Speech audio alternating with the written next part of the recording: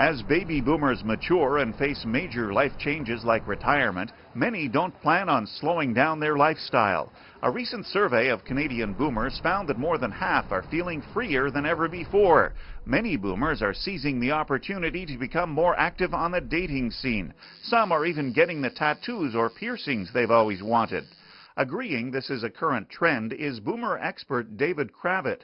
He is the executive vice president of Zoomer Media and author of The New Old, a book detailing the boomer generation's evolution. It's a mistake to say that boomers are just grabbing some behaviors from when they were young. What they're doing is redefining how you can behave now. They're saying engagement, new career, education, not retiring, discovery, including sexuality, is the way you can act now in your 40s, 50s, 60s, 70s, and watch what happens when they live into their 80s and 90s. They're saying this is the new norm. This is the way you can behave at this age. And that's what makes it so profound. Unfortunately, when it comes to safe sex, many boomers aren't always practicing what they preach to their kids. In fact, nearly a third of unmarried boomers admit to having unprotected sex with a new partner since turning 40. And 1 in 5 boomers don't use condoms as much as they used to since pregnancy is less of a concern for them. While boomers can and should be enjoying their freedom, Dr. Eric Yoshida, chairman of the Canadian Liver Foundation's Medical Advisory Committee, says it's important to do so safely. I think boomers should be concerned about hepatitis B.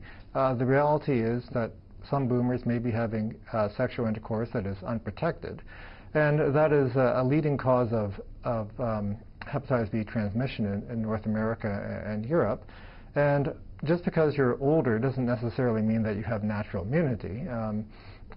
Like most things, you have to take precautions, safe sex, and get immunized.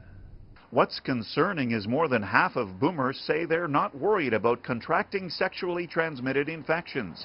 And among those who are, HIV, herpes, and syphilis were the top 3 diseases that concerned them, while hepatitis B ranked much lower on the list. Adults who have never been exposed to the virus before, which is the majority of this country, usually acquire it through sexual transmission or transmission of bodily fluids.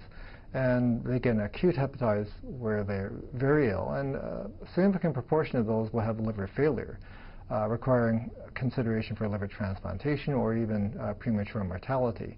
Dr. Yoshida notes that Canadians should also be aware of other types of hepatitis. Hepatitis C is also transmitted via blood and can be contracted through unsterilized equipment, and hepatitis A is contracted by consuming contaminated food or drink.